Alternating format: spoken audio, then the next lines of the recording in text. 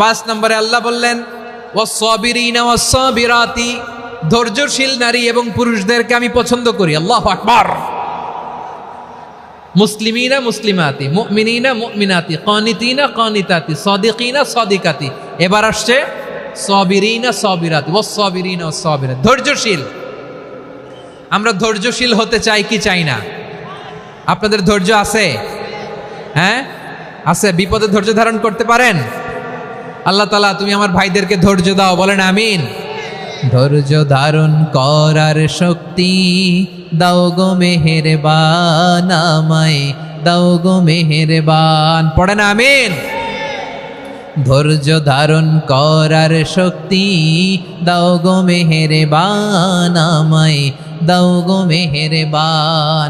বুকের ভেতর ব্যথার নদী বইছে অবিরাম, বইছে বইছে অবিরাম। সবাই পড়ুন, ধৈর্য ধারণ করার শক্তি দাও গো মেহেরবান, আমায় দাও গো মেহেরবান। ধৈর্য ধারণ করার শক্তি দাও গো মেহেরবান, আমায় দাও গো মেহেরবান। বুকের ভেতর ব্যথার নদী বইছে অবিরাম, পড়েন আমিন। তাহলে আল্লাহ তাআলা বললেন সাবিরিনা ওয়াস-সাবিরাতি, ধৈর্যশীল নারী এবং পুরুষকে আমি আল্লাহ বড্ড পছন্দ করি। ওয়াস্তাঈনু বিস-সাবরি ওয়াস-সালাহ ওয়া ইন্নাহা লাকাবীরাতুন ইল্লা আলাল খাশিঈন।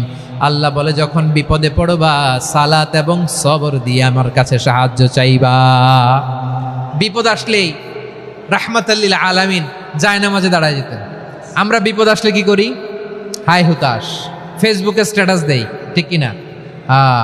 ফেসবুকে শেয়ার দেই। বিপদ আসলে বন্ধুর সাথে শেয়ার দেওয়ার আগে, নিজের স্ত্রীর সাথে শেয়ার দেওয়ার আগে, ফেসবুকে শেয়ার দেওয়ার আগে শেয়ার করবো কার সাথে? আল্লাহর সাথে। কারণ আপনার বিপদ থেকে আপনার কেউ উদ্ধার করতে পারে না, একজন সত্তা ছাড়া। চিল্লায় বলতে হবে তিনি কে? সে আল্লাহ বলেন, গোলাম বিপদের ধৈর্য ধারণ করো। আল্লাহর হাবিবকে আল্লাহ সান্ত্বনা দিচ্ছেন, ওয়াসমির আলা মা ইয়াকুলুনা ওয়াহজুরহুম হাজরান জামিলা। ও নবী, ওরা যা বলে মন খারাপ করবেন না, মন ভাঙবেন না, ধৈর্য ধারণ করুন। ওয়াহজুরহুম হাজরান জামিলা, তাদেরকে সুন্দরভাবে ইগনোর করুন।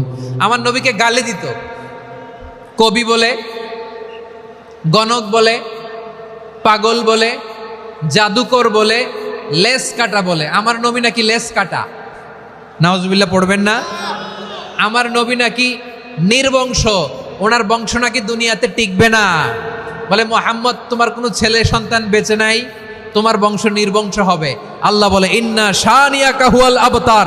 আমার নবীকে যারা বলেছে নির্বংশ, ওরাই আসলে নির্বংশ।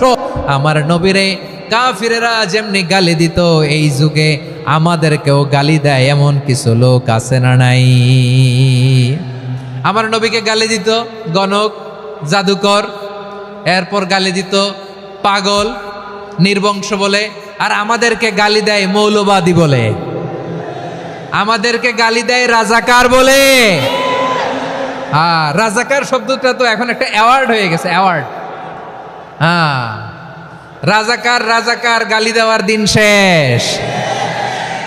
কি দিন আসলো? সুবহানাল্লাহ কইবেন না? আল্লাহ তো আমাদেরকে দেখাইছে। রাজাকার শব্দটা এখন একটা অ্যাওয়ার্ড হয়ে গেছে। সুবহানাল্লাহ, সুবহানাল্লাহ। পরিস্থিতি পাল্টে দিতে আল্লাহর সময় লাগে না। চিল্লায় বলেন ঠিক কিনা?